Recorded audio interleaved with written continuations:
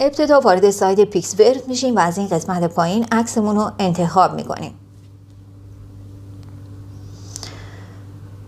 بعد برای اینکه ویدیومون صدادار بشه از این قسمت اتوسونت میایم این گزینه رو روشن میکنیم و صداهایی که میخوایم در ویدیومون باشه رو مینویسیم. اینجا من نوشتم صدای میو میوی گربه باشه و همینطور صدای باد و صدای پرنده.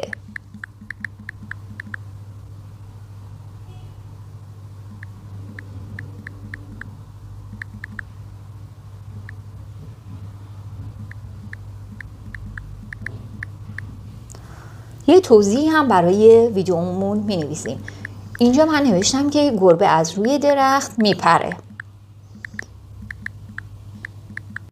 و در انتها گزینه کریت رو انتخاب میکنیم. منتظر میمونیم تا ویدیومون ساخته بشه.